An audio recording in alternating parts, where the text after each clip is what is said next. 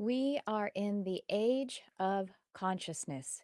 Some might call this the age of intuition, and I see it as the age of consciousness.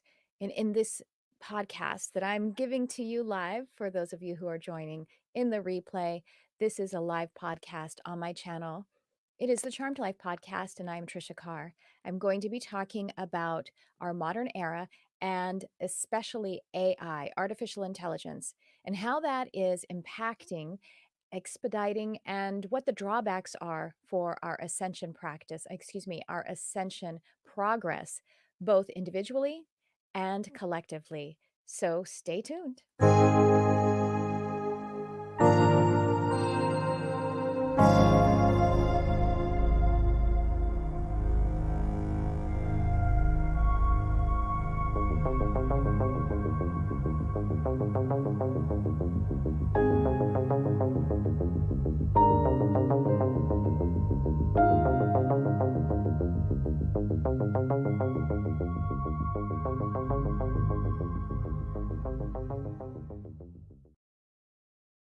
Hello, hello. We have a few people who have joined us now live.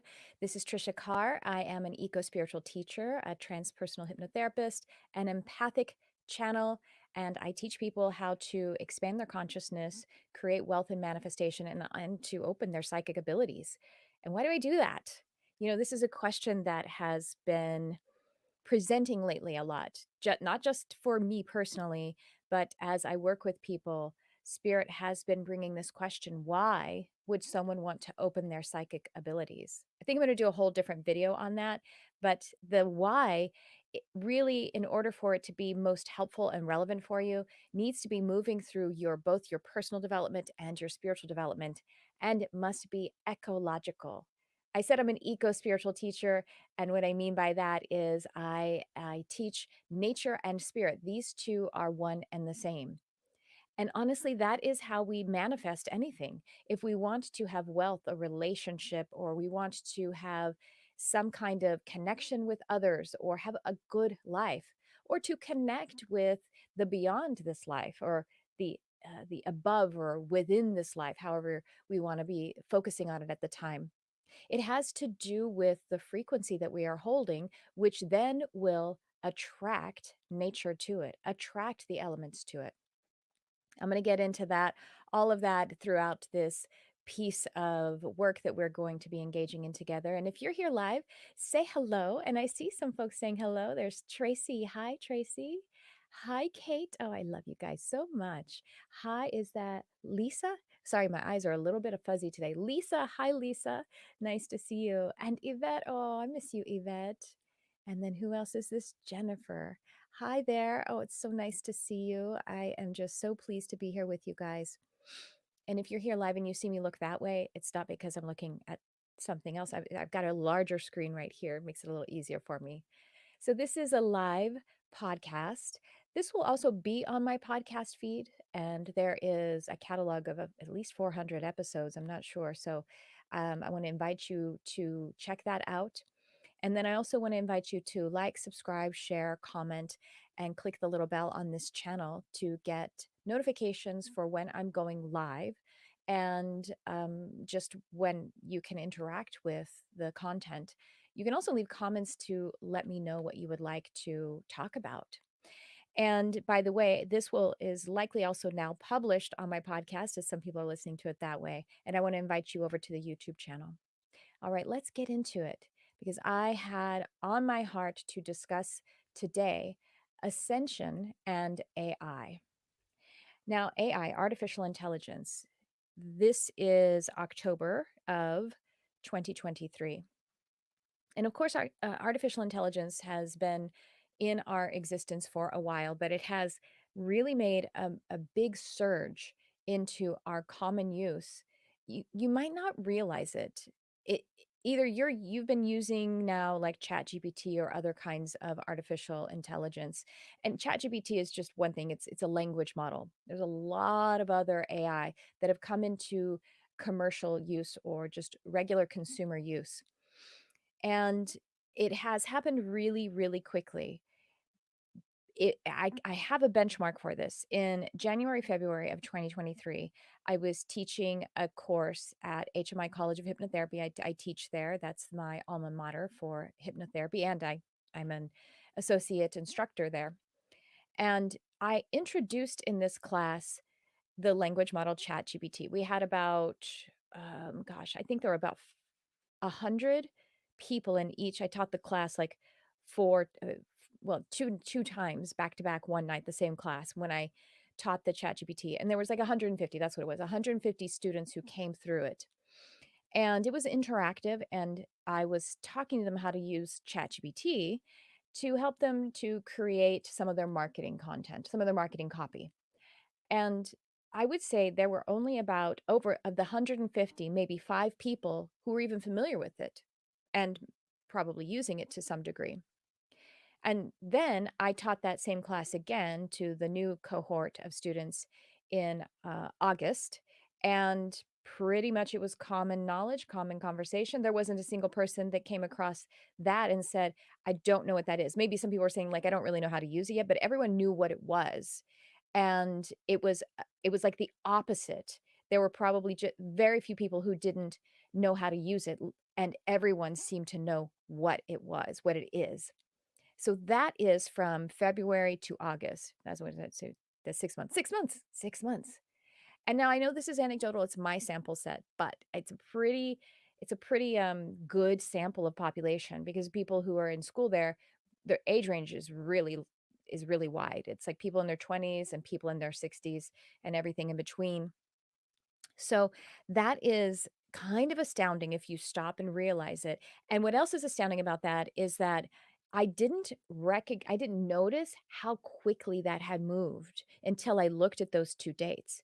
It seemed natural. It seemed, I mean, in a manner, in one way, it kind of seems fast, but in another way, it didn't seem fast. It seemed like, okay, that just happened. But it is rapidly fast. So artificial intelligence, that's just, again, just taking the example of using language models like ChatGPT. It is what AI is doing for us in a positive sense is it is eliminating outdated remedial tasks. We're having to develop new skills in order to properly utilize all of the different kinds of AI that we have. If you're using Midjourney, which is an image generator, then you need to learn how to give it prompts that will give you what you want. But when you create that prompt, which is a set of instructions, same thing with language models like ChatGPT, you give it a set of instructions and it can do remarkable things lightning speed. Okay, it's really pretty easy. There's two very simple ways we can see how, if you're like, I don't really get it, I'm not using it, why would I want to use it? Well, think of how quick it is to look something up on Google now. Sometimes, with younger people, and I'm telling them the story about something I did in the 90s because I'm 49, and so in the 90s, in 1994, I turned 20. So from 1994 to, let's say, 1999, it wasn't. I had an email address in 1998, I think, but I went to the library to look things up. It still wasn't until, like, honestly, 2005 until things were really like everything was online. And then I think iPhone came out, the smartphone came out in 2006. So anyway, in the 90s, and obviously even in the 80s, I was in high school, or junior high even, and elementary school. But anyway, and in the 90s, if I needed to know something, I had to ask people. How analog is that? Who knows if they would be right? Or go to the library and, like, what, look in an encyclopedia?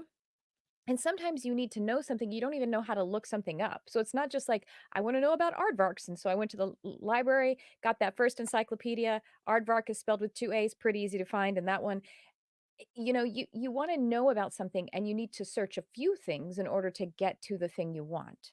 And we do that now lightning speed by Googling it, right? So look at the amount of time that was compressed, actually speeding up time. And AI is taking that to an even greater speed. We are expediting, actually, functionally speaking, time. with how we are bringing artificial intelligence into our reality. So, if we are talking about ascension, bring it into the spiritual side of things. If we're talking about ascension, now what is ascension before I continue? Ascension is us actually transcending ourselves, but not in the sense of going around. This is why I ask the question, why do you want to develop psychic abilities? Because if a person wants to develop psychic abilities so that they can feel the relief of their stress about survival, well, you still have to go through that energy. And your spiritual development or your psychic skills can only aid in that exact process. Because if we want to have something like psychic abilities or artificial intelligence as an escape of, of actual development, we aren't actually then developing. So ascension is actually spirit becoming human and human ascending to spirit. It is what we bring through the physical life process. That is what the soul has sent us out to do. It is the primary, it is the focal point of intention of your soul, and we need to live it fully and fully committed and go through all of the lessons of it. And if there is any person who puts themselves up as some kind of guru or teacher who purports that they got to skip steps of life, I don't see how that's possible. That is not what our soul, that is not why your soul sent you here. Pardon me, because I have to cough a little bit. I'm going to press mute. This is clearing up some manifest. Did I turn my mic on? Yeah, okay. I get that when we're clearing, and the throat is the manifestation center. So I'm clearing manifestation blocks and or perhaps helping to reflect that for those of us who are on this live or on the replay of this. Clearing manifestation blocks. Who doesn't want to do that? So ascension is actually transcendence. Transcendence is the path through, not the path around, not the skipping of steps. We skip steps, we have to come back to them, and sometimes it's a bigger pain in the butt to go back to where that step that we had skipped. So now that's what ascension is. Now, ascension, and that's in a personal sense, really, is to actually move through the personal life, developing that hierarchy of self actualization so that then we can allow higher self to occupy personal self to live this life. Personal development and spiritual development go in tandem with one another if you are a way shower. And what I mean by a way shower, this is a person who is here so that their life can touch other lives. In that process, their life is fulfilled and overflowing. And then the headline of their life is that their life is to touch other lives, to help others, to be of service. Service to others includes an overflowing of service to self.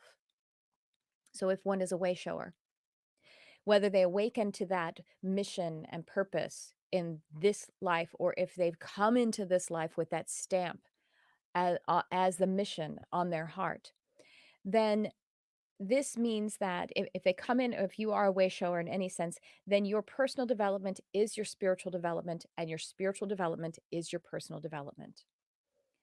And by the way, when people start to get into manifestations, sometimes they want to hijack, if you will, or hack, let's say hack manifestation or law of attraction, because again, they're tired of how hard it is here. And yes, your spiritual development will help that process, but it doesn't allow you to skip the steps or skip the process of actually working through how hard it is. Essentially, your spiritual development, your personal development make you strong enough to move the things that are hard in this life, not to go around, not to walk around the things that are hard in this life, but to be able to lift them with strength and courage. And so there we go, personal ascension and personal spiritual development. Now, the planet is ascending. That is a scientific fact, because we have something called the Schumann resonance, which measures the frequency of the Earth. And it is rising at a speed that it hasn't in recorded history. Well, since we've had the Schumann resonance, obviously. And so it is rising at a speed that it hasn't. So it is in effect, the planet is ascending whether we want to or not. And you know what? There's a discordance that we can see in how we are not taking care of the planet. We're not taking care of the environment. We're not taking care of where we live. We are creating, um, creating disease. You know, the environment, climate crisis, these devastating landfills. What's supposed to happen? The pollution that we are creating, and the way that we're polluting our own individual bodies as well. If we pollute the earth, we are polluting our body. We are one and the same. And so the planet is ascending, and we can get on it or get off of it. That's kind of how it is. You know, if this discordance gets too steep, then there just will be there. She doesn't need us to ascend. She is on her own ascension path, and she offers us a ticket. And so this is a personal work and a collective work. So that's Ascension. How does AI factor into this? Well, it factors into it in the sense that if you look again, just how much faster the internet and being able to search for something, being able to research something has made things. But then we still have to learn it, right? So we can't bypass it. We can't just go, well, I printed this up, so here it is. No, we still have to absorb it. It still has to become a part of us. But it does eliminate a lot of remedial tasks. So it eliminated me having to drive or walk to the library. I used to walk to the library in the 90s because I lived so close to it. And I didn't want to, I try not to drive if I really don't have to. And I walk to the library and be on that computer, maybe if they had the internet, or even before the internet, just look. And by the way, the internet wasn't that useful in 96, not as useful as it is now. Looking up and getting books, looking at encyclopedias, finding books to research. That book gave me a little bit of information. I had to read the whole thing to even find out. It gave me some information to spark my interest to go somewhere else. The rabbit holes they had a much steeper path, that when going down a rabbit hole, now you can go down a rabbit hole and there's one thing after another, and the algorithm is helping you to get new ideas and all of that. So time has been sped up because it has eliminated remedial tasks. And so we can embody the wealth of that. And AI has made it speed up so much more. But what are we going to do with that? And what are we going to do with that energy that we have retained, the life force energy we have retained by not doing the remedial tasks? How are we going to utilize it? How can we make it more ecological too? Because that is how things can actually unfold for us. So AI has, in all intents and purposes, it's eliminating remedial tasks. It is speeding up reality. If it's not speeding up time, it's speeding up our relationship to time because it is speeding up our reality. And the thing that is an issue here is that we need to become really present and aware to artificial intelligence and the internet. We're still in growing pains of how the information age, which is what we are ascending from, how the information age we've allowed it to become our master. I did a video. I'm going to show it to you. How long ago? 3 years ago. So in 2020, it was pre-pandemic. I can tell you what the date is. And this video was a download about how the internet, social media, broadcast media is, in our awareness, it is like the fourth dimension being made real to us. And when I say fourth dimension, you can think of it correlating with hell. And not necessarily. The fourth dimension is just basically the dimension that is non physical, that has our thoughts and emotions, and it has the concept of time, but not in a way that is organized. Because if we isolate it, and it's not connected to 3D or beyond to 5D, then it's pretty useless. How useless is time if it isn't helping us to organize our life? And how useless is a thought if it doesn't create health for us? And that's something we're all dealing with all the time, right? How to allow our thoughts and our feelings to align with health and you might just say abundance, because we're talking about well-being, and we're talking about needing things like shelter and money. And if my life is to touch others' lives, then I need an overflowing of that so I can be out there and not, working a remedial task over and over. But the thing with the internet and with us it taking us in all the time, how many hours we spend on it, the things that show up in both broadcast media, social media, and how it is in our mind, and the landscape of our awareness, the landscape of our consciousness, it is, without it having a proper function to feed us healthfully, then it is just chaotic. And when it is untethered like that, yet it has light and sound. Light and sound both are particular matter. It is a form of matter. It's actual particle matter. So if I'm just thinking a thought, that's one thing. That is much looser, and that's something that is happening in that fourth dimension. We call it hell if it's all the negative stuff, right? When I'm having a bad, bad, bad thought, that's hell on earth, hell in me, right? And so the collective scape of the fourth dimension, where all of our bad, chaotic, fearful things are happening, that is us creating basically what I would say hell, or just a very negative collective unconscious awareness. And so if I have a thought and it's just happening up here, it makes me feel bad. And so it actually does start to manifest, because it changes how my heart beats, and it changes how my nervous system is firing. And so it is starting to create a physical reality. And your subconscious mind doesn't know the difference between manifested reality and unmanifested reality, because it's just perceiving, it's just reading your thoughts and your feelings. So it actually is starting to create a reality. But when it is presented to us as a light and soundscape, and it comes to us this way, there is a sort of triggered to us that makes it very close to physical reality, because it is a physical reality. And so it is as though, through the internet, through social media and these broadcast media and everything, and the news and all of that, this negative experience is becoming realized in us in a different way. It used to be you had to wait for the newspaper to show up on the doorstep, and then you read it and you looked at pictures. It wasn't as animated, it wasn't as alive, and it wasn't as constant.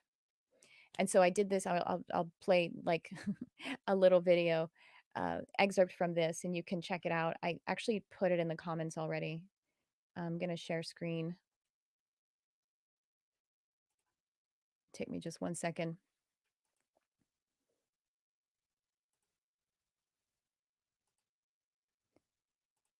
It is the dimension of the mental and emotional, and that's what that root PSYCH means. It means mental and emotional and spiritual. And it means all of those things. And so this is what 4D is. Now, I'm going to tell you something a little bit radical too. I'm going to tell you that 4D is basically hell. Yeah. Now, I'm not saying it has to be.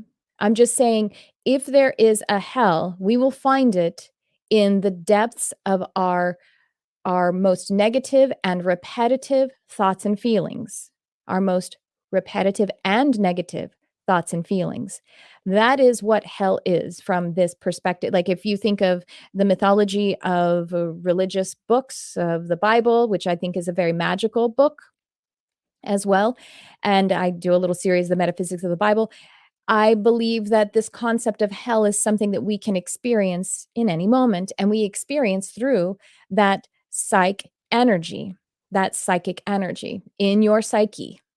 And so if you become discarnate, if you die, you pass away, your consciousness disconnects from creating the physical body, and the repetitive thoughts and feelings continue. Those thought forms are enhanced, those thought forms about fear and pain and suffering and death and all of those negative things, then that is hell. And if you have a belief, a thought form, that there is an outside authoritative energy that creates the suffering, then that's what you will experience. And that is what we experience even before we become discarnate. So that was something I did 3 years ago, and as the reason I'm bringing this up is because we actually have still not quite crossed the threshold of being more sovereign in our relationship with broadcast media and social media and everything. There are children who are addicted, absolutely addicted to digital technologies to where they are incapacitated, like as if they were on it, not just as if they are on it, is doing a same thing to their brains as being on drugs, like really, really heavy drugs. So if we haven't been able to keep that drug away from our children and ourselves, then we need to look at that and we need to start to anchor our sovereignty. Now, this doesn't mean that we have to, I actually am not suggesting that we stop using the internet or broadcast media or social media. I'm also not I'm also not suggesting that we stop using artificial intelligence. I'm just bringing into our awareness that we have some things to work on, some things to consider. Because all of what we've been experiencing with the internet and where it is still going toward the metaverse is is actually speeding up even more with artificial intelligence and when metaverses are created. Metaverses are basically the internet immersed in a virtual reality because if we don't have that sovereignty, and just imagining that if we add light and sound, then we start adding more faster tools and a sort of intelligence to our interaction with it. We're we need to gain that awareness a lot more. And I'll give you an example. People using, for example, just again, this is one of the simplest, as in it's not as advanced as some other AI language model like Chat GPT. And people don't recognize that ChatGPT doesn't have authority. There was someone who I see this in some forums that I'm in, like Facebook groups about ChatGPT and stuff like that, how to use it. And what ChatGPT or what language models are is it is a database that can use a little bit of savvy to put together what it thinks you want. But if you don't give it enough information, you don't give it enough instructions, if you don't take enough authority over it, then it'll just give you what it can infer that you want. And it isn't a fact machine. And but people don't realize that. So there was this one post where this person said, um, I asked ChatGPT what this expert thinks about this concept. And the expert that this person was citing actually spoke against that concept. So let's say if if I said, what does um, what does Jesus think about murdering people? Just to make it a really silly example. And ChatGPT said, Jesus was an advocate of murdering people. And it just said that back. Yeah, I mean, we're all aware that, I mean, we don't assume that, but I just don't want to use anyone's, real identity. And this person in the forum said, is it possible that this expert, that this Jesus changed his mind at some point and he used to think that murdering people was something to do? No, ChatGPT is not an authority. It was inferring what that person wanted to hear. And but the thing is, it's still not, people don't realize that. They think it is of people are interacting with it because it has a shade of being able to have a conversation or to produce something that is like human connection, but it's only like human connection. And I know I've heard a younger person say, I fired my therapist because I just tell ChatGPT to pretend like a therapist and talk to me. I mean, these are kind of, you might think these are like silly examples, but it is, and it is still early in the process. But this is something we need to be aware of. And this is a very small example of it. Now, the other thing too is if we give over on the spiritual side of it, if we give over our sovereignty to AI, and we allow it to tell us, give our authority to it, there is actually where we give our consciousness to it, we give our essence to it, then in a spiritual view, entities can occupy AI if we basically call it in. It's not really that radical if you think about it. There are entities occupying all kinds of electronic communications or digital communications. It happens. And but it could get much more profound. And actually, there already are entities occupying some of the AI that we have on this planet. But it's but we it will just be like it will just be a security issue if we do take back our consciousness, we take back our awareness, and we take back our sovereignty, or if we just hold our sovereignty and learn how this is meant to be a facility to us, to raise the ground for us so that it eliminates remedial tasks and that we aren't bypassing our work in the process, our development, better said, than work. So finally, I just wanna say there was a class that I did in Modern Mystic, which then it was called Mystic Arts Academy, and I think it was 3 years ago, or maybe more, and it was called Metatron and the Metaverse, and 1 or 2 people here. Hi, hi, Alexis, and hi, Nate. Hi, Deanne. Nice to see you guys. So, um I wanted to say I was saying that, oh, yeah, I did this class, this workshop called Metatron and the Metaverse, because Metatron, the Archangel Metatron, I was pulling in information from Metatron that where we're going with the metaverse, that that the commodity in the age of consciousness is our conscious awareness. And to backtrack, to give some context there, in the information age, are the commodity for to be made a lot of money on that could be taken advantage of, and it was our data. That makes sense, right? Information, data. And so, like Meta, Facebook got into a lot of trouble because they got proven that they didn't care, that they were allowing our data to be taken and utilized. Now, once again, it's not that much of a problem if we have sovereignty. They have my data, so they can sell to me, but I still have the sovereignty to not be hypnotized into buying things. So I can be impervious to the fact that my data has been accessed. And if we go back to the industrial age, when we had machines that sped things up, machines then can create fabric instead of sewing it stitch by stitch, instead of weaving it by hand. Machines can do this now, can put together cars instead of having to weld and everything, sped things up. And so the commodity at that time during the industrial age was just our money to be able to buy more products because they could make more products could be made, so they needed more products to be purchased. So that was our commodity at the time, was just actually our cash, then our data. Now it's our consciousness. Now it's our conscious awareness or our essence. And when I talked about this 3 years ago, I just said it like that. The commodity now is our consciousness, and it's our awareness.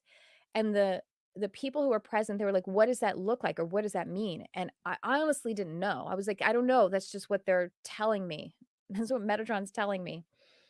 And fast forward now, and that's what is happening. And by the way, you know about the strikes that are happening in Hollywood. Well, the writer strike has been resolved as I'm offering this podcast.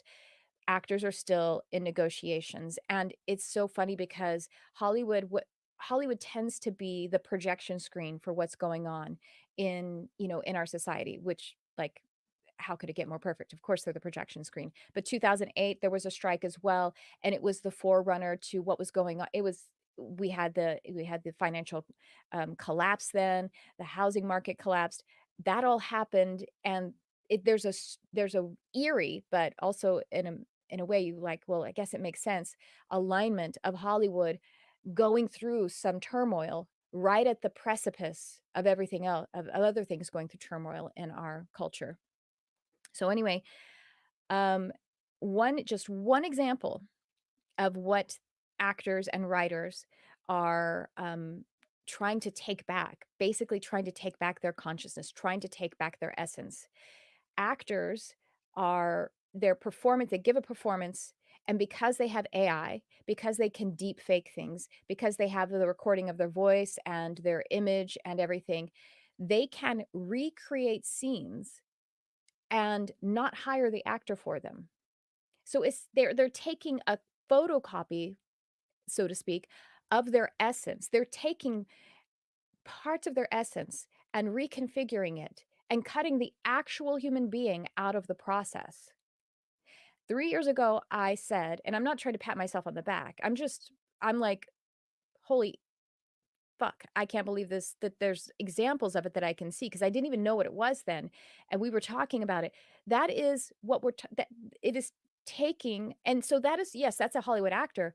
That can happen to us as well. That can happen to individuals. So once again, we need to be sober and sovereign as we embark in how we are using AI as a tool, because it is a tool that will facilitate our ascension, cutting out remedial tasks. But we need to be aware and we need to not give our sovereignty over. We're still cleaning up how our money is taken from us, and how our data is taken from us. And so we need to be really present to this. And yet at the same time, it's very exciting. And yet at the same time, the opportunity is big. And so if you're wondering, like, well, are you saying I need to get an expert in ChatGPT? I'm not saying you have to do anything right now. It's the being, it's our awareness. It is being more present to our life. It's being more present in our personal and spiritual development in tandem, and just also utilizing logic, because we get hypnotized by these new things that are flashing before us. It triggers us into a state that makes us hyper suggestible. So we need to be able to stay awake. I'll leave it at that.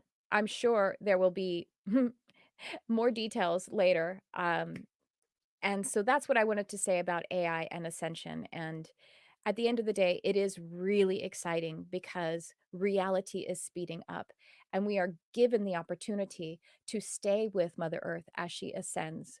But all of this has to be working toward ecology, meaning we are an ecosystem. We're an ecosystem of natural beings, of physical beings, and we are an ecosystem of spiritual beings. And there is no separation between spirit and nature or nature and spirit. So as we harm the earth, we are ultimately harming ourselves. As we are, spending time feeding our consciousness with junk food and poisoning our consciousness, we are ultimately poisoning all of us, because this is a unified experience. There is no separation among us. I'm going to see what your comments are. As you mentioned earlier, it's impacting the therapy field in positive and less positive ways. Absolutely, isn't it? Kate, as a therapist, you're going to have to develop a whole new set of skills of how to treat, maybe, I mean, I don't know if this would be in your scope or not, but digital addictions, waking people up from the things that are causing fear that they're not accustomed to dealing with, because things are moving fast, because reality is manifesting in different ways. I mean, yeah. And so we need to be really present to ourselves and to what's happening here. And Jennifer said, mic drop. Thanks. And Alexis said, wow. And then Nate said, hi. So I wanted to talk to you guys about some other things too. I wanted to give you samples of some things that I have coming up, because I have so much coming up. I just am on a tear. I'm in an awakening of sorts, a minor awakening. And it is prompted me to begin creating a lot. So I would love for you to be on my mailing list, and the best way you can do that is actually just to go to my website, and you can join it there. There will be a pop-up, but I'll put it also in the comments here in a second. So I want to tell you about a few things that I have coming up that are very exciting and give you little samples of it. And so first of all, I have coming up a spirit animal manifestation workshop. So I had a part as a part of this awakening that I'm in was the awareness that you have to be on an intentional growth trajectory because in the areas of your personal development, your spiritual development, and inside those, it is actually developing consciousness tools that for some is psychic abilities or intuitive abilities or your own personal intuition for your life and also your manifestation practice. Because if you aren't working on these intentionally, not just maintaining, because maintenance doesn't work on these areas. Maintenance, you will catch a downward spiral for two reasons. First, individually, our primal, mind, our lower mind, and our, you might call it our ego, has a negativity bias. And that is because it believes that we need to look out for fear and that we have to not do things that are new because they can't be proven. So you can see how that can catch us on a downward spiral if we're not really paying attention to it and intentionally moving it up to the higher mind and letting the higher mind push against our ceiling of homeostasis in all of these areas of personal and spiritual development. And also because the context that we're in with the noise of our collective human ego or unconsciousness is it's like being in a sea of negativity. So that's another way that we will catch a downward spiral. And I actually did a webinar 2 days ago, and I talked about how to be impervious to that matrix, if you will, of that negativity. It's a free webinar. You can get the replay. Again, join my mailing list, but I may put it on the YouTube channel at some time.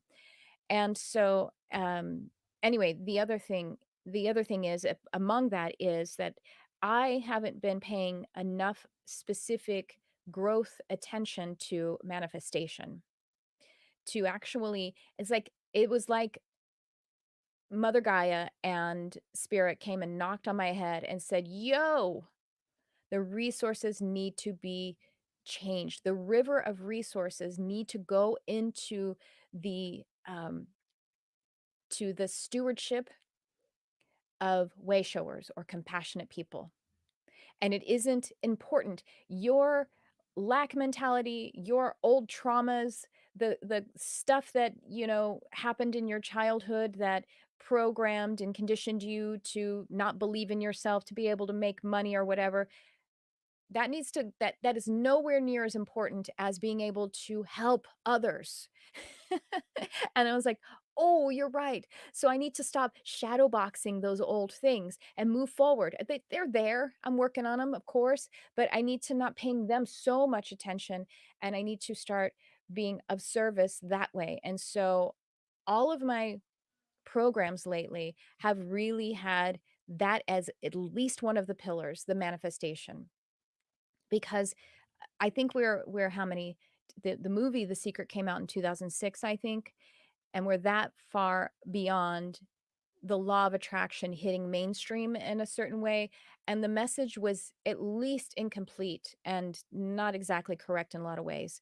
And at best, law of attraction is a subordinate universal law, and it is about our resonance. And that's how we become what we are, which includes having things. You become the one who has the resources that you can then create containers of help and healing for. So manifestation has become a big part of it. And so this spirit animal workshop that I have is going to be so rad. It is here. I'll share screen to show you a little bit about it. It is happening on October 29th, and that's, just right in the area of Halloween or All Hallows and Samhain, which is the pagan holiday of that. Here, that's not it. I wanted to show you. Oh, here it is. So this is happening on the 29th. So we're taking advantage of the energies of the veil thinning. And boy, have I had clients and students lately dealing with what's being dusted up as the veil is thin. And so I'm going to be I've never actually taught a full workshop this way, giving the strategies of how I utilize, if you will, spirit animals. And it's so I'll just tell you. So it's $44, but if you belong to Modern Mystic, you have a deep discount to $11.11. So if you join Modern Mystic, which is only $11 a month, and if you only even join it for 1 month, which I hope you'll stay though, then you would get this workshop for $22. You know what I mean? So um basically go to my website, and well, I can put in the chat here, the Modern Mystic. The let's go subscription. Again, this is live produced, y'all. I don't have a producer here with me. Here's Modern Mystic. It's an $11 subscription a month. You get a workshop and a live meditation and content throughout the week as well. And the community is amazing. So if you join that hangout, you'll be able to get that promo code for it. I mean, the coupon code for $11 for that spirit animal workshop. So I wanted to tell you a little bit about it and give you a little sample of the lessons. And even if you don't join the workshop, you can probably take some of this to your contemplation and see what you can do with it. So some things I'm going to talk about and way I teach spirit animals, the way I've been using spirit animals for myself and my clients. We have how animals are making appearances for us. And that could be repetitive, or it could be in odd places, or doing something that is really it just catches your attention for whatever reason. Or you can actually turn to an animal in your, if it's in the wild or one of your own animals, one of your animal family members, and you can spend some time with them, pay attention to them, and you will be able to divine a message from them. And I'll be able to contextualize it for you so that you feel like how you can use that as a skill. But one thing here, I'll give you an example of how when they show up in an unusual way. I was teaching, and I was teaching at my home studio, and I have these windows like that are in front of me that I'm facing. The camera's facing me this way, and they're facing that way. And I was teaching about something, and it had to do with abundance. I was talking about abundance, and then caught my eye, which I was looking at the screen, but this squirrel caught my eye, jumped like right in my view, right on the wall. Like, so here's the camera, and the squirrel jumps right here. And he has an avocado in his mouth, and he's like, "Ah, ah," and it's so heavy, he drops it a couple of times, and then he like stumbles off with it. And, an avocado is actually a nut, and squirrels eat nuts. But he had the biggest, fattest nut to where it was so much, he had to gain new skills to be able to support it. I'm like, that's abundance. And that squirrel showed up for us to be able to connect with this is what is offered to you. It wants to be with you. This kind of abundance wants to be with you. Mother Nature has created it, and it is ripe for the picking for you. And you can hold it. You can hold that much wealth. You can hold that much abundance. So that was a really stunning example of how animals are appearing, and how is this happening. This isn't just some like woo woo thing. Animals are open vessels for divine, because animals don't have this human brain that is getting all mixed up with languages and limiting thoughts. They have the mammalian brain, which we share with them, which is emotional and which is relational, and they are close to the frequency of the earth, and they naturally fall into ecology, ecosystem, where this is a sea of energy and everything feeds the other. Do you know how they say that squirrels lose 80%, talking about squirrels lose 80% of the nuts that they hide, because they take them and they hide them everywhere so they can get them later? They lose 80% of them. But that's how forests are born, because of how they have planted all of those seeds. Ooh, I get chills every time I think about that. All of those acorns become mighty oaks, 80% of the ones that the squirrels are hiding. So we'll talk about that. We'll also talk about how to give spirit animal readings. And there are ways that I actually look at the animals and what they're offering, whether it's the activity, their behavior, what they offer to nature, but also things like how their bodies are composed. And then I align that with what is called body syndromes. So a body syndrome is basically when it's like parts therapy. When you have an illness or an injury in a certain part of your body, there is an energetic reason for it, and you can actually look at the organic link. Let's say if I have a pinched nerve in my shoulder, I have a pain in the neck, you know, I'm bearing the weight. I'm bearing too much weight. I have a burden, the things that the shoulder would be talking about. So that's what body syndromes are. And we can actually bring that into how animals are appearing for us either in the natural world or in spirit as messengers, as guardians. And then I also am going to teach something that I've never taught before, which is a spirit animal embodiment practice.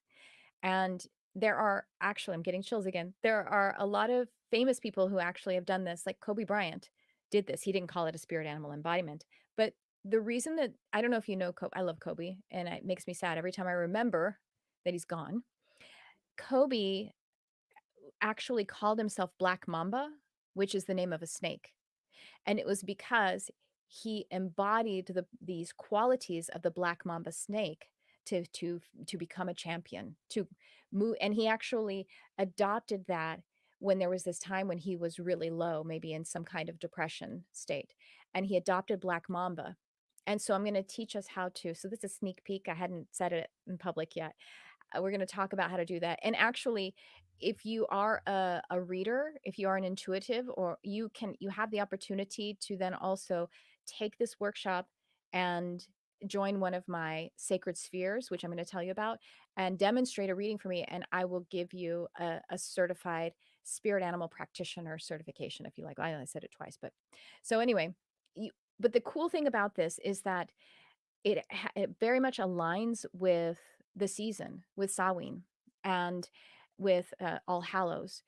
Whereas, when you put on a Halloween costume, didn't you love doing that as a kid? Maybe you still do as an adult, and you felt like you wanted to behave like that, and it kicked up some different energy in you.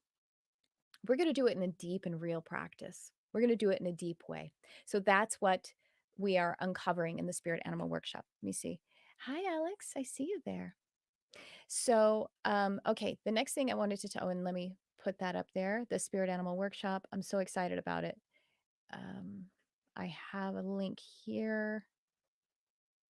And let me know what you think about this stuff. If you have any questions about the things that that is the Spirit Animal one. It's the one that says myspiritualacademy.com. And so there's that. Next thing I wanted to tell you about is the fairy workshop. It's not a workshop, it's a course. And I'm very excited about this too. Very excited. And it is also utilizing the energies of the season that we're in, because as I said, the veil is very thin right now. And this is, here we go. Okay. Fairies and nature elementals. So this is, you're going to learn the technique of healing and manifesting with our nature guides. And it's also very experiential. And what I mean by that is there are going to be a lot of spiritual experiences that I'm leading, as in trance journeying, as in energy exercises. And so you can come to just receive the healing. And you can also come if you are a reader and you want to learn a new skill for other people. But if you want to learn this for yourself. Now, I want to tell you that some people may think that it's really woo woo to be talking about fairies. People say airy fairy. But the thing is, there's a reason why these entities are a part of folklore, why children see them, because it's real. And I'll frame it for you. You can, even if you don't believe in fairy spirits or gnomes or anything like that, you can still benefit by this because you can accept it as hypnotic imagery. So I actually like to look at both sides, because I also, as I'm always talking about, I don't want us to give over, think that we can escape reality by having fairies take care of us. Fairies are actually, and nature spirits, they're very primal, and they want us to be standing shoulder to shoulder with them, taking care of ourselves, because taking care of ourselves is taking care of the earth. But the really amazing thing is that they are on the brink of manifestation, these kinds of spirit guides, because they are, if you probably know, if you probably heard, even if you don't know entirely, that the way that we change things is to change our subconscious, the beliefs that we know. Everyone knows, okay, I have to change my beliefs. If you're a spiritual seeker of any kind, change my beliefs to change my life. Those are held in your subconscious.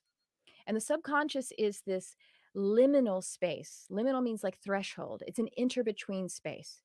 And that's where these nature spirits exist. And they are at the brink as we, as I mentioned earlier, as we create a state, as we create a resonance, as we create a sovereign identity about who I am, I become the who I am, who has the things that I desire, whether it's money, relationships, or the activities that I'm engaging in from day to day, such as a career. That is, I become the who I am, and then the things show up. We create an energetic frequency, we create an energetic vibration, which becomes a frequency that is magnetic, and that magnet signals to elements to create reality. A human being is made up of 4 elements, of physical elements, right? It's made up of air, fire, water, and earth. And it's also made up of a 5th element, which is aether, which, by the way, is spirit or essence, which is why we can't just give ourselves over to AI, because AI doesn't have that 5th essence. Anyway, put back. I come back. I digress a bit. I come back. So it signals those 4 elements to then allow that human being as a relationship to come to you, or to allow the opportunities of collaboration to be able to manifest the abundance in your life. And these nature spirits are abundance. That's what they know.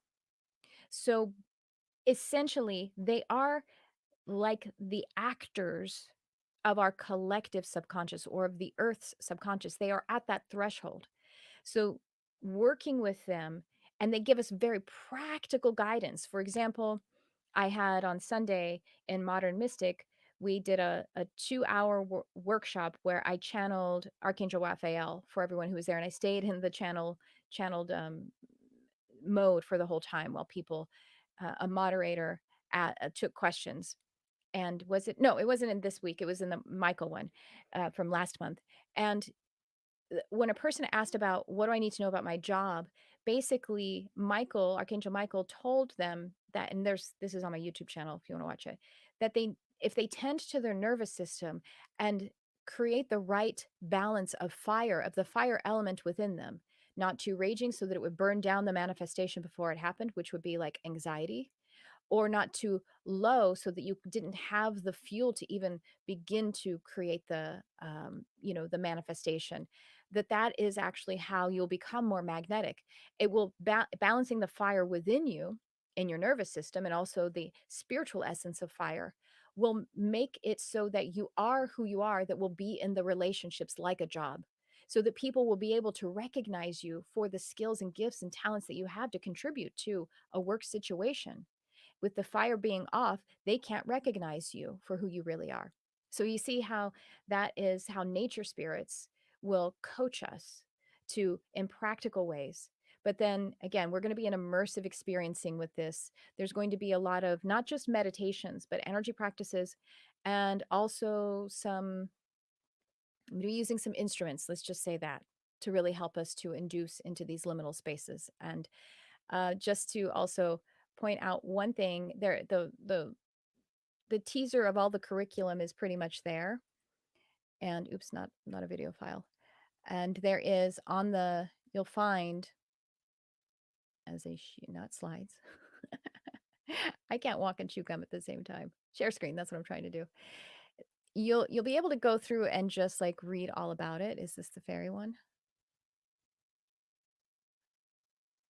Fairy, fairy, fairy. Fairies at the very top of my list here. So we're going to connect with Gaia. We're going to talk about exceptional human experiences where we're actually grounding that we can live a life of mystical experiences, right? Or miracles, if you will. And that I will give you a way to give yourself permission to live that way without having doubt, and without having, oh, that's woo woo, as something that, is in our awareness. The Davis and Faye, this will be opening ourselves up. I'll be talking about who's there, what's there, what you can interact with, and then, just give examples of that, because it's truly infinite. And of course, it varies with our cultures too. fire, and then we're going to talk about a special divination and invocation practice, and then the health and wealth. Now, then you get to go to the sacred sphere, which is the place where we come together in community and we practice.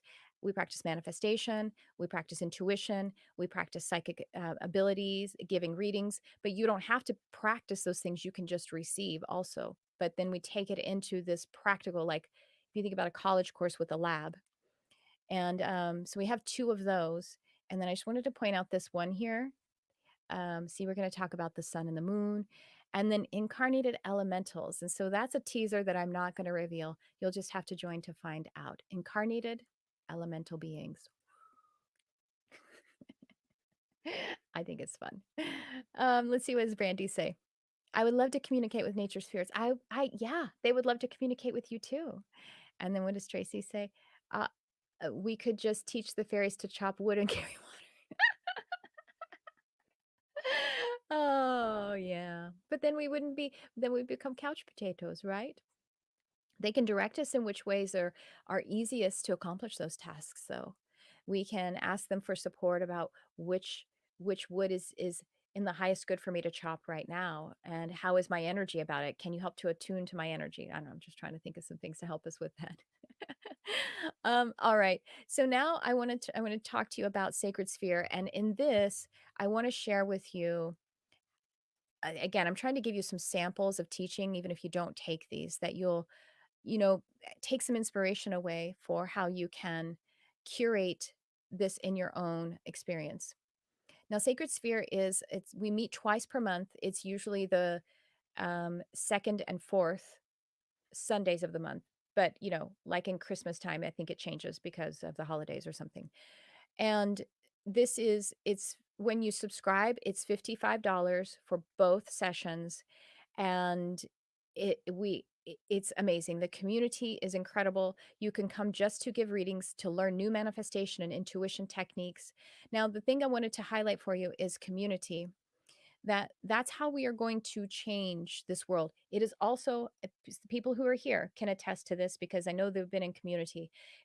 If you're feeling like you don't fit in anywhere, no one else gets it, no one else is as compassionate as you, no one else has that vision, you need to be in spiritual communities. You need to be in a spiritual development community, a personal and spiritual development community, because not only will it make you feel like you're not insane, it will empower you.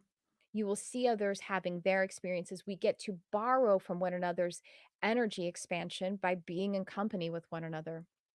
This is what a session looks like. And also, I wanted to just share with you I'm going to share with you a little of a lesson from one of these, from the first one that we had, which was just last month. And so, again, a little bit of a teaching for you to take away. Take me 1 second to cue it up. So I want to say about manifestation piece of it. The lessons will usually probably all I'm going to just say it's going to have as the focal point, just for a matter of ease, manifesting resources. That means money, as well as what is implied in that is anything else that we want to manifest. You can take these lessons and point them at relationships, a career, your psychic abilities. You can point them at because they're just really universal principles. But the reason this is focused on resources such as money is because this is a part of what I have been receiving as a download, is that it's really time for people who are way showers, as we are. The time that we are on this planet right now, the currency, meaning the frequency, current again and again is a frequent again and again, right? That is right now money. And many of us who are sensitive, compassionate, we have either settled or we have, and I mean, settled isn't, even if you're doing really, really well, what if you had even more that you could flow? And we can change the trajectory of how this planet and this human race is not in the optimal, compassionate space that it could be. So, I mean, that was just me talking about how the circle is going to go, how the sphere is going to go. And, but, creating community, being in community, this is see, here's the thing. when I was a kid, I took myself to church. My family didn't go to church. I actually sort of raised myself in the church.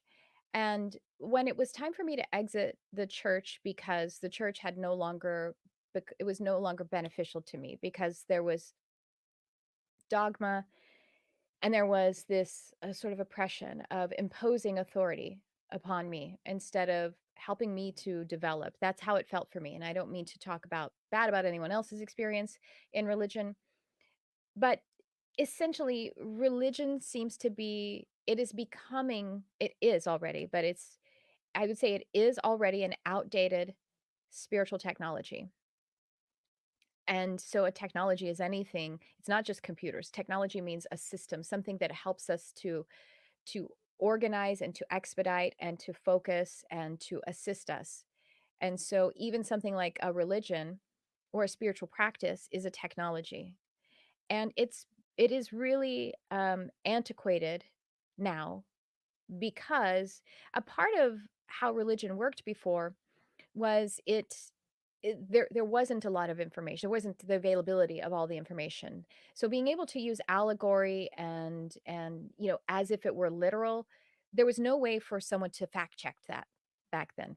Also, the one of the main reasons why religion is antiquated and outdated is because religions, most almost all of them, were created so long ago that the rules, and that's another problem with it, the rules that are included in there are just harmful. I mean, they were harmful then, but now we have a big awareness about how harmful they were. That, that people should be oppressed, that you're you are broken if you are gay or something like that, or sinful. Even the idea of sin, that sin is something that is like you're a bad person, when actually the word sin and the etymology of the word means to miss the mark. It means to be it's a trial and error. So how could I be bad if trial and error is the most primitive and, fundamental way that humans do learn? You couldn't possibly learn anything if you didn't have trial and error. And that's what a lot of religions say, that when you make a mistake, when you make an error, you're a bad person.